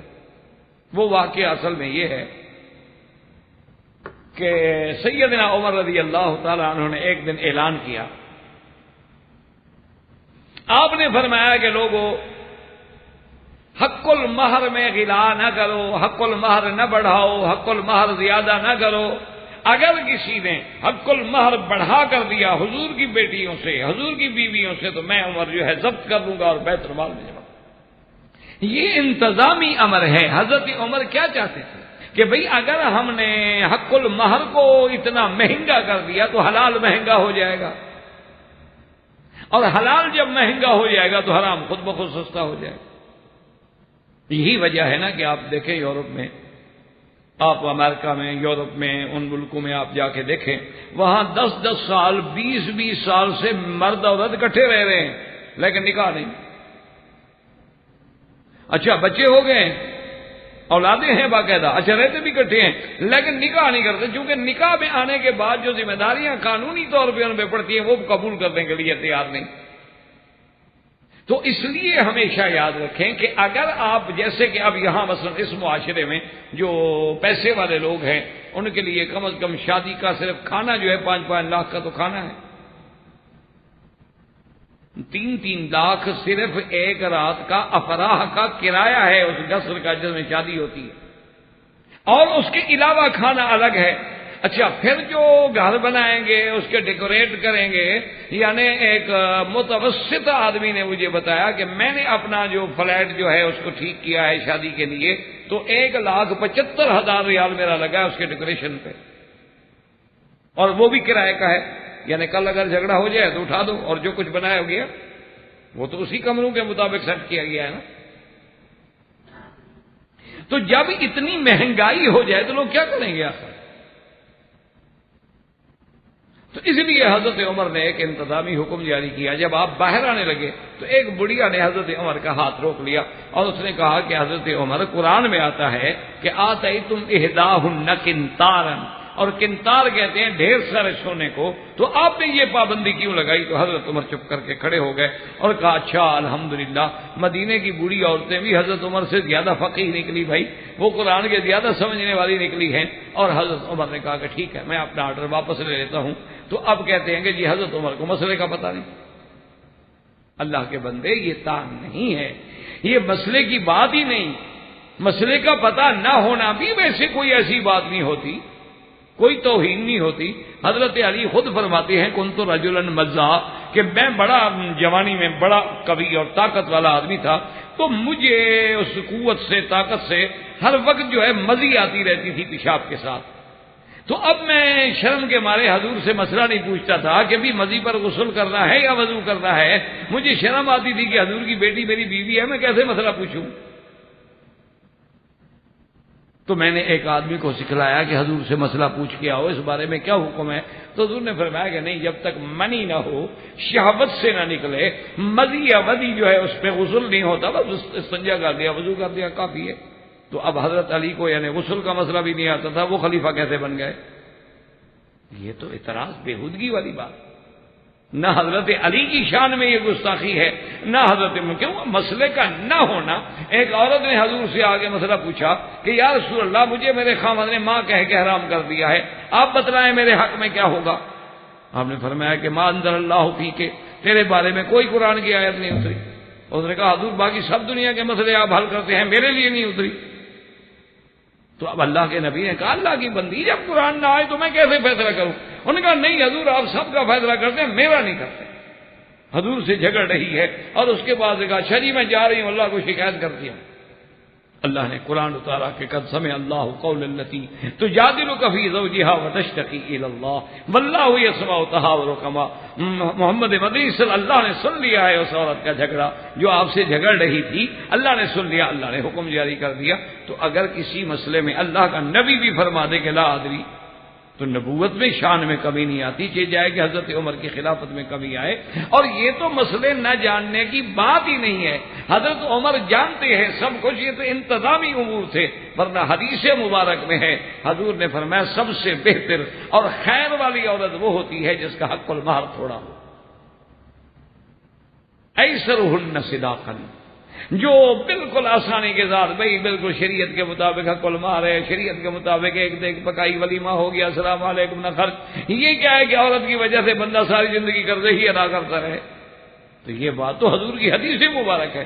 باقی حضرت عمر کا رک جانا یہ تو کمال اتباع ہے۔ حضرت عمر کی عادت تھی کان وقافا عند کتاب اللہ، کہ جب اللہ کا قرآن آ جائے تو حضرت عمر رک جاتے، بس اب بحث نہیں کرتے۔ یہ شان ہے عمر کی، اور یہ شان ہوتی ہے عالم کی۔ یہ مانا نہیں کہ حضرت امام مالک رحمۃ اللہ علیہ فرماتے ہیں کہ میں آیا مسجد میں جب مسجد میں آیا تو عصر کی نماز کا وقت تھا، عصر کی نماز ہو چکی تھی، میں جب آیا تو میں آ کے بیٹھ گیا۔ میں آ کے بیٹھ گیا تو ایک چھوٹا بچہ جو تھا اس نے فوراً ایک آیت پڑھی کہ ورکعوا بعد آ گئی، نماز پڑھو۔ حالانکہ اس نے حضرت مالک کے لیے نہیں پڑھی آیت، وہ تو بچہ ہے ویسی آیت پڑھ رہا ہے۔ حضرت عمر فرماتے ہیں میں کھڑا ہو گیا، میں نماز پڑھ لی، حالانکہ میرے تو مسلک میں عصر کے بعد نماز جائز نہیں۔ حضرت امام مالک رحمۃ اللہ علیہ کے نزدیک عصر کے بعد نماز پڑھنا منع ہے جب تک کہ سورج غروب نہ ہو جائے۔ لیکن فرماتے ہیں کہ قرآن تو یہ کہہ رہا تھا نا کہ نماز پڑھو، تو میں ڈر گیا کہ کہیں ایسا نہ ہو کہ اللہ فرما دیں کہ مالک تم نے سنا تھا قرآن کی آیت تو پھر کیوں نہیں پڑھی؟ تو میں نے قرآن کی آیت کو سامنے رکھتے ہوئے نماز پڑھی، حالانکہ وہ مسئلہ نہیں تھا، لیکن یہ ایک کمال اتباع ہے، اور وہی بات حضرت عمر میں ہے جو کمال اتباع ہے، نہ کہ نعوذ باللہ کمال اعتراض ہے۔ تو یہ بھی سیدنا عمر رضی اللہ تعالی عنہ پر جو تان کرتے ہیں یہ بھی غلط ہے۔ اور اسی طرح یہ بھی تان کرتے ہیں کہ جی حضرت عمر نے یہ 20 تراویح کا مسئلہ نکالا ہے۔ وہ کہتے ہیں کہ رمضان المبارک میں جو 20 تراویح پڑھی جاتی ہے، وہ کہتے ہیں تو حضرت عمر کی بدعت ہے، حضرت عمر نے ہمارے گلے میں ڈال دی ہے۔ وہ کہتے ہیں اللہ کے دین میں اس نے اضافہ کر دیا ہے، اور اللہ کے دین میں جو اضافہ کیا جائے تو وہ بدعت ہوتی ہے، اور کل بدعت ضلالہ، اور ہر بدعت جو ہے گمراہی ہوتی ہے۔ تو حضرت عمر نے نعوذ باللہ بدعت ایجاد کی۔ اور سب سے بڑی دلیل یہ ہے، وہ کہتے ہیں کہ حضرت عمر خود کہہ رہے تھے نعمت البدعۃ ہذہ، کہ یہ بڑی اچھی بدعت ہے۔ وہ کہتے ہیں کہ جو خود بدعت کرنے والا آدمی تھا وہ حضور کا خلیفہ کیسے بن گیا؟ اللہ تبارک و تعالی رحم فرمائے، اللہ پاک سمجھنے کی توفیق عطا فرمائے۔ آج بھی بہت سارے لوگ ہیں ہمارے اہل سنت ہو کر بھی 20 پہ اعتراض کرتے ہیں۔ چلو بھی وہ مخالف تو کریں، کم از کم تم تو نہ کرو، نہ پڑھو لیکن اعتراض تو نہ کرو، مخالفت تو نہ کرو، تم دوسرے قول پہ عمل کر لو لیکن سیدنا عمر کی شان تو نہ گھٹاؤ، علیکم سنتی و سنت الخلفاء الراشدین کی حدیث تو نہ بھول جاؤ۔ اور بات یاد رکھو کہ بدعت وہ ہوتی ہے جس کا اصل قرآن میں، حدیث میں، اجماع امت میں نہ ملے، وہ ہے بدعت، یاد رکھو۔ ایاکم ومحدثات الامور کل محدثۃ بدعہ وکل بدعۃ ضلالہ۔ اور اسی طرح حضور پاک صلی اللہ علیہ وسلم نے فرمایا من احدث فی امرنا ھذا ما لیس منہ فہو رد، کہ جو ہمارے دین میں نئی بات پیدا کرے جو اس دین میں نہ ہو وہ بدعت ہے، وہ رد ہے۔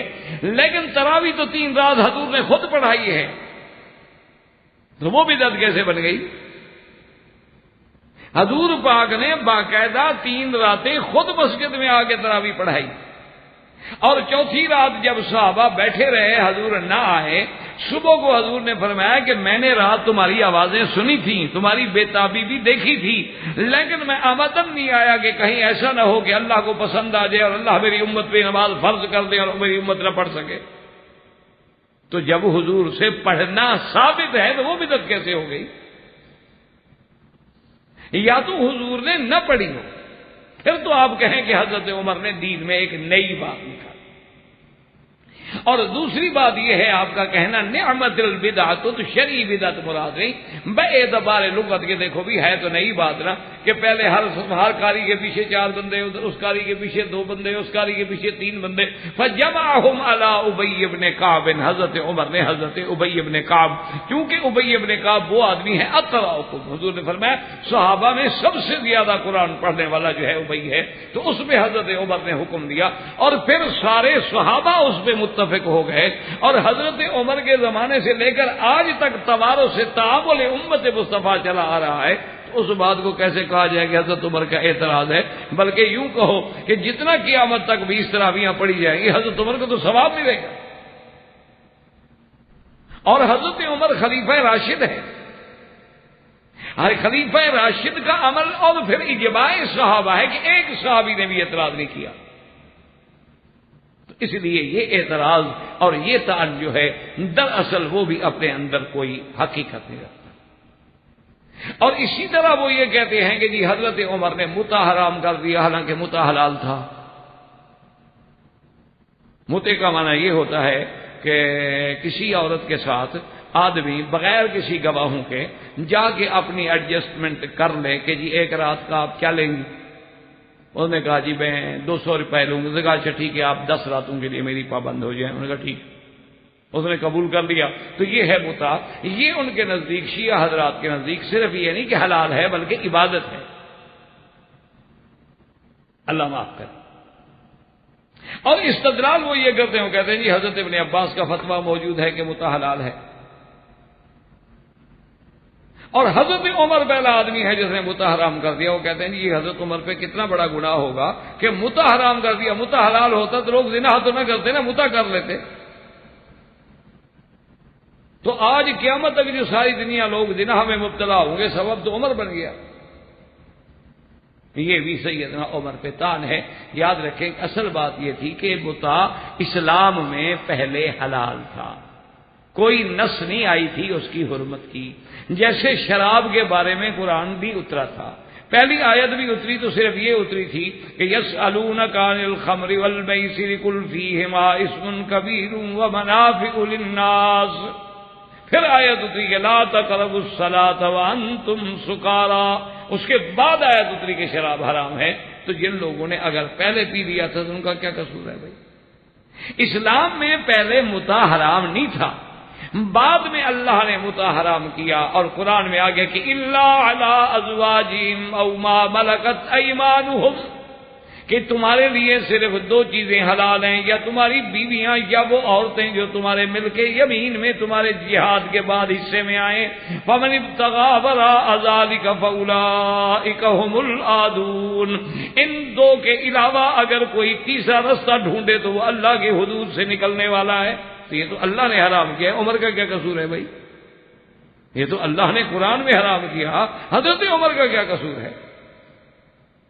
اور پھر اندازہ کرو کہ یہ بات وہ خود مان، اچھا ان سے پوچھو کہ اچھا جی بتا کرنے کے بعد وہ بیوی ہے، کیا جب وہ آدمی اس کو چھوڑ کے آئے گا تو وہ عدت گزارے گی؟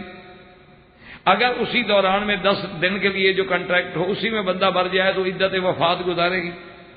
اسی دوران میں وہ بندہ مر جائے تو کیا وہ عورت وارث بنے گی؟ یہ تو وہ بھی نہیں مانتے، تو پھر وہ کیا ہوئی آخر؟ تو بیوی تو نہ بنی، جب بیوی نہ بنی تو آخر کیا بنی؟ تو مانا ازواج کے علاوہ کوئی چیز بنی، اور ازواج کے علاوہ کوئی چیز حلال نہیں ہے، تو اللہ کے قرآن نے حرام کیا ہے، اس میں حضرت عمر رضی اللہ تعالیٰ عنہ کا کیا قصور ہے؟ تو یہ بھی طعن جو کرتے ہیں سیدنا عمر رضی اللہ تعالیٰ عنہ پہ، تو یہ بھی غلط۔ اچھا اسی طرح ایک طعن کرتے ہیں کہ ایک آدمی آیا حضرت عمر کی خدمت میں، اس پہ زنا کی حد جاری ہونی تھی، تو آپ نے اس کے لیے ایک گوشہ منگوا لیا کھجور کا جس میں 100 شاخیں تھیں، اور کہا اس کو ایک دفعہ مار دو۔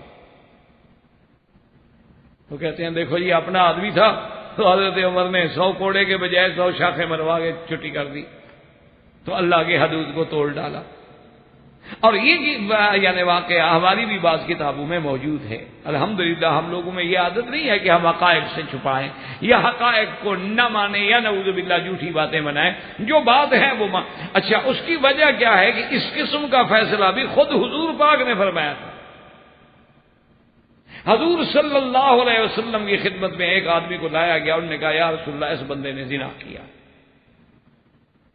زنا ثابت ہے، لیکن یہ بیچارہ اتنا بیمار ہے اور یہ ایسا ضعیف الخلقت ہے، پتہ نہیں اس نے یہ گناہ کیسے کر لیا۔ حضور نے جب اس کی حالت دیکھی تو آپ نے فرمایا یہ تو 100 کوڑے سے مر جائے گا، یہ تو برداشت ہی نہیں کر سکتا، یہ تو ایسا بیمار اور مریض ہے، اور بیماری ایسی ہے کہ لا یرجا برؤہ، اس کے تندرست ہونے کی کوئی امید بھی نہیں ہے۔ تو آپ نے فرمایا کہ اچھا یہ شاخیں منگوا کے ایک دفعہ مار لو۔ تو یہ فیصلہ تو اللہ کے نبی نے کیا تھا۔ اگر حضرت عمر کے سامنے ایک ضعیف الخلقت آدمی آیا اور انہوں نے بھی وہ فیصلہ کیا جو حضور محمد مصطفیٰ نے کیا ہے، اچھا پھر یہ فیصلہ تو قرآن میں بھی موجود ہے، تو حضرت عمر پہ اعتراض کرنے کے بجائے پہلے قرآن تو پڑھ لیں کہ حضرت ایوب علیہ السلام نے قسم کھا لی تھی کہ بیوی نے ایک غلطی کی، بڑا لمبا واقعہ ہے اس وقت بیان نہیں، بہرحال خلاصہ یہ ہے کہ آپ نے قسم کھا لی کہ میں تمہیں 100 بیت ماروں گا۔ تم نے غلط مشورہ مجھے کیوں دیا اللہ کے نبی؟ اب جب حضرت ایوب علیہ السلام تندرست ہو گئے، اللہ نے صحت عطا فرما دی، مسائل ختم ہو گئے، تو آپ نے کہا کہ میں نے تو قسم کھائی تھی، اور نبی تو اپنی قسم بھی پوری کرتا ہے۔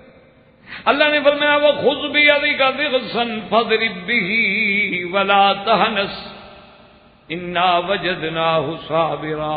اللہ نے فرمایا ایوب مہربانی کر کے اپنی بیوی کو حد نہ مارے، بلکہ گوشہ لے لیں کھجور کا جس میں 100 شاخیں ہوں، اور ایک دفعہ مار لیں۔ آپ اپنی قسم بھی پوری کر لیں، لیکن یہ بیوی بڑی صابرہ ہے، اسی نے تو تمہاری خدمت کی، اسی نے تمہارا ساتھ دیا ہے، ہم اس کے لیے رعایت کرتے ہیں۔ تو یہ تو اللہ نے خود سکھلایا ہے ایوب علیہ السلام۔ تو اگر حضرت عمر رضی اللہ تعالی عنہ قرآن کو سامنے رکھتے ہوئے اور حضور کے فیصلے کو سامنے رکھتے ہوئے فیصلہ کریں تو اس پہ کیا تھا؟ اور اسی طرح ایک طعن یہ کرتے ہیں جی کہ بیت المال میں جو خمس تھا، 5واں حصہ تھا، اور جس میں اہل بیت رسول کا حق تھا، وہ حضرت عمر نے اہل بیت کو نہیں دیا، حالانکہ اللہ کا حکم تھا کہ جو مال آئے گا غنیمت میں آئے گا تو انما غنمتم للہ وللرسول وذی القربى والیتامى والمساکین وابن السبیل۔ تو حضرت عمر نے قرآن کے اس حکم کی مخالفت کی اور اہل بیت رضوان اللہ علیہم اجمعین کے بارے میں جو ہے ان کا حصہ جو تھا خمس کا وہ ادا نہیں کیا۔ تو یہ بھی در اصل در ہوا ہے جس کی کوئی حقیقت نہیں، کیونکہ اگر یہ خمس دینا حضرت اللہ کے حکم کے مطابق ضروری تھا تو حضور پاک نے بھی اپنی زندگی میں یہ خمس جو ہے صرف اہل بیت میں تو تقسیم نہیں کیا، اور پھر حضرت علی رضی اللہ تعالیٰ عنہ بھی تو خلیفہ بنے، انہوں نے کیوں نہیں دیا؟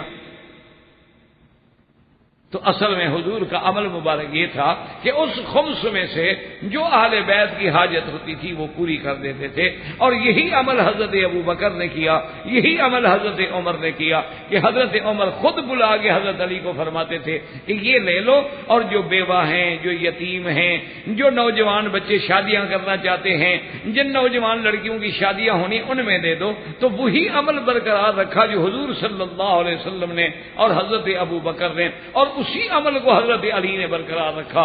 تو اگر وہ قرآن اور شریعت کے خلاف ہوتا تو حضرت علی رضی اللہ تعالی عنہ وہ عمل کیسے کرتے؟ تو اس لیے اس طعن کی بھی اللہ تبارک و تعالیٰ کے نزدیک کوئی حقیقت نہیں ہے اور نہ اس میں کوئی وزن ہے، صرف یہ بات ہوتی ہے مخالفوں کی کہ صغرا کبرا خود بناتے ہیں اور نتیجہ بھی خود نکالتے ہیں کہ کہیں کی اینٹ کہیں کا روڑا اور بھانمتی نے کنبا جوڑا، ورنہ حقیقت اس میں کچھ نہیں ہوتی۔ حقیقت یہ ہے کہ حضرت عمر کا ہر عمل جو ہے وہ حضور صلی اللہ علیہ وسلم کی اتباع میں ہے اور اللہ کے قرآن کی اتباع میں ہے، اور یہی وجہ تھی کہ حضرت عمر کو یہ لقب دیا جاتا تھا کہ کان وقافا عند کتاب اللہ، اللہ کے قرآن کے آگے عمر تو بالکل رکنے والا ہے، وہی کرتا ہے جو اللہ کا قرآن کہتا ہے۔ وآخر دعوانا ان الحمدللہ رب العالمین۔ الحمدللہ اللہ کی رحمت سے سیدنا عمر رضی اللہ تعالیٰ عنہ کا باب ہماری اپنی کم علمی کے مطابق جو اللہ نے توفیق دی، اب اللہ کو منظور ہے تو پھر سیرت سیدنا عثمان رضی اللہ تعالیٰ عنہ شروع ہوگی، اور انشاءاللہ آئندہ درس جو ہے 9 بجے شروع ہوگا، کیونکہ اب عشاء 8:30 بجے آرام سے ختم ہو جاتی ہے تو پھر زیادہ دیر نہ ہو۔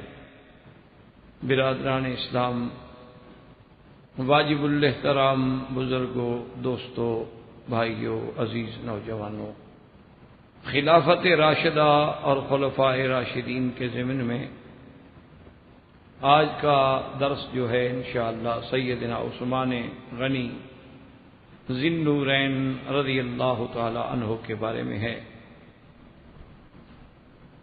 سیدنا عثمان غنی رضی اللہ تعالی عنہ ثالث الخلفاء محمد مصطفیٰ صلی اللہ علیہ وسلم ہیں، اور سیدنا عثمان غنی جو ہیں آپ کا سلسلہ نسب جو ہے وہ قریش سے ہے، اموی سے ہیں، اور اوپر جا کے عبد مناف سے جا کر حضور صلی اللہ علیہ وسلم سے ملتا ہے۔ عثمان ابن عفان، اور آپ کی والدہ جو ہے ان کا نام ہے اروا بنت کریز،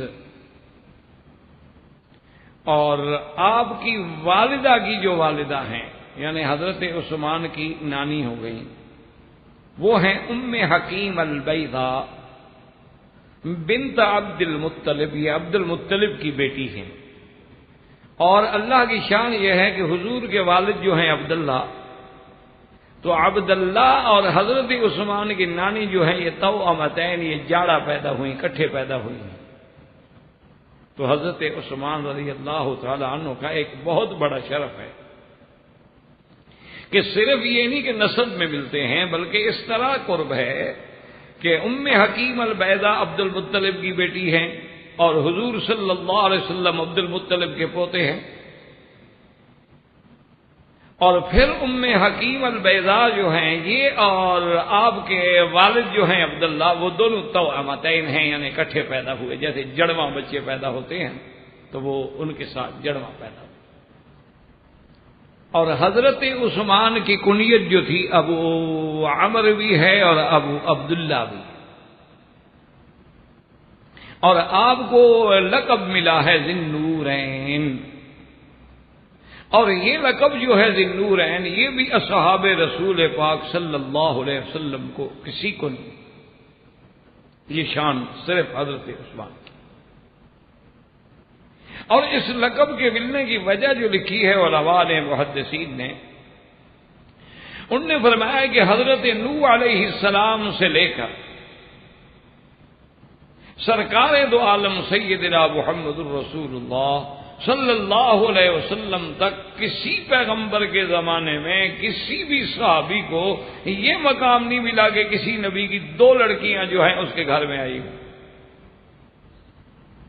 یعنی ایسے تو بہت سارے لوگ ہیں جو انبیاء کے داماد رہے، لیکن دو بیٹیاں ایک پیغمبر کی کسی ایک کے گھر میں آئی ہوں، یہ صرف شان اگر ملی ہے تو سیدنا عثمان کو ملی رضی اللہ تعالی۔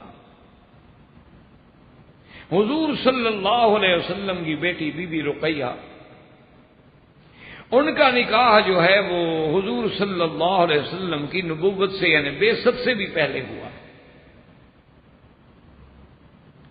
اور سیدنا عثمان رضی اللہ تعالی عنہ یہ وہ شان والے آدمی ہیں جن کے بارے میں حضور نے فرمایا کہ الذی ہاجر ہجرتین، کہ جس نے دو ہجرتیں کی ہیں، مکہ سے حبشہ کی طرف بھی ہجرت کی، پھر آپ نے مدینہ کی طرف بھی ہجرت کی، اور دو ہجرتوں کا شرف جو ہے وہ بھی حضرت عثمان کو ملا ہے۔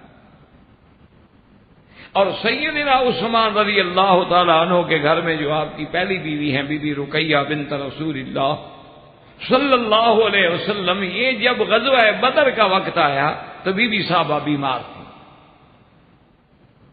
تو حضور صلی اللہ علیہ وسلم نے حضرت عثمان کو حکم دیا کہ آپ مدینے میں ٹھہریں، کیونکہ آپ کی بیوی کو تکلیف ہے، آپ ان کی تیمارداری کریں، اور بدر جانے کا آنے کا جو اجر ہے انشاءاللہ اس اجر ثواب میں بھی آپ کا حصہ ہے، اور اللہ نے وہاں ہمیں فتح عطا فرمائی تو مال غنیمت میں بھی آپ کا سہم ہوگا۔ تو یہ شرف بھی سیدنا عثمان کو ملا کہ وہ بدر میں نہ گئے لیکن بدری بن گئے، وہ بدر میں نہ گئے لیکن شریک غنیمت ہوئے، اور حضور صلی اللہ علیہ وسلم نے آپ کو شریک غنیمت کیا۔ اور خدا کی شان دیکھیں کہ جس دن بی بی رقیہ کی وفات ہوئی ہے اسی دن بدر فتح ہونے کی خبر مدینہ منورہ میں پہنچی۔ اب حضور صلی اللہ علیہ وسلم کی نبوت کا زمانہ ہے، بدر کے بعد کا واقعہ ہے کہ حضور نے فزوجا ام کلثوم، حضور کی دوسری بیٹی جو ہیں بی بی ام کلثوم، ان کے ساتھ پھر حضرت عثمان کا نکاح، اور وہ بھی ایک عجیب واقعہ ہے۔ اللہ نے حضور کے خلفاء کو ایسی نرالی شان دی تھی کہ جس پہلو سے بھی جانچا جائے، جس پہلو پہ بھی نظر ڈالی جائے، موتی ہی موتی ملیں گے۔ جب بی بی رقیہ رضی اللہ تعالی عنہا فوت ہو گئیں، پہلی بیوی حضرت عثمان کی فوت ہو گئی، ان سے آپ کے بیٹے ہیں عبداللہ، جن کی وجہ سے پھر آپ کی کنیت ہے ابو عبداللہ۔ تو ان کے فوت ہونے کے بعد حضرت امیر المؤمنین عمر بن الخطاب رضی اللہ تعالی عنہ اپنی بیٹی حفصہ کے لیے خود حضرت عثمان کے پاس گئے۔ صحابہ رسول چونکہ دین کے پابند تھے، ان کا دین میں کوئی استحیا نہیں تھا کہ بیٹی ہے تو بیٹی والا، یہاں ہمارے ہاں تو ہندوانہ رسوم و رواج کے اثر ہوتے ہیں نا کہ جی ہم بیٹی والے جا کے کسی کو کہیں کہ ہماری بیٹی لے لو، کوئی ہے نہیں۔ جیسے بیٹے والے کو کہنے کا حق ہے، بیٹی والے کو بھی کہنے کا حق، جیسے اس کی ذمہ داری ہے ویسے اس کی ذمہ داری ہے، بلکہ بیٹی کی ذمہ داری تو اور زیادہ۔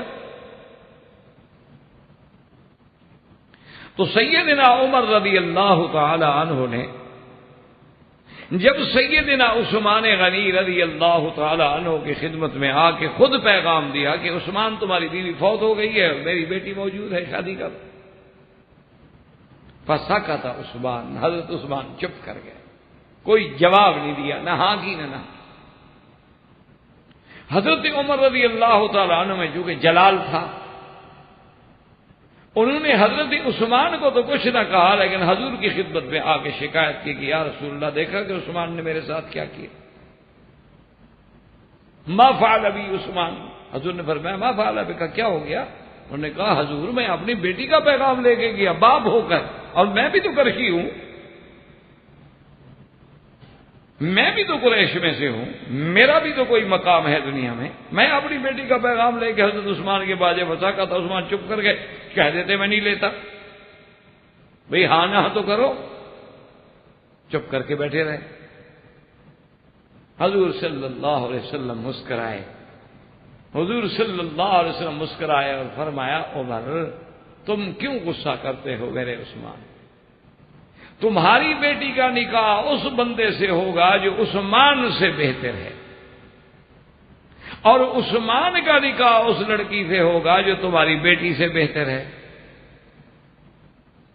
حضرت عمر کہتے ہیں مجھے کوئی بات سمجھ نہ آئی کہ حضرت عثمان نے جواب نہیں دیا اور حضور نے ایسا مشکل جواب دے دیا کہ مجھے سمجھ ہی نہیں آئی. واپس آ گیا اور اس کے بعد کہتے ہیں کہ لما تزوج عثمان بأم کلثوم، جب عثمان کی شادی حضور نے اپنی دوسری بیٹی ام کلثوم سے کر دی، اب مجھے بات سمجھ آئی کہ حضور نے ٹھیک کہا تھا کہ عثمان کی بیوی وہ بنے گی جو تیری بیٹی سے افضل ہے. کوئی شک نہیں حفصہ بڑا شان ہے، لیکن عمر کی بیٹی ہے، کلثوم تو نبی کی بیٹی ہے. احباب کرام، اس کے بعد اب آپ اس مبارک سلسلے کی CD نمبر 16 سماعت فرمائیں.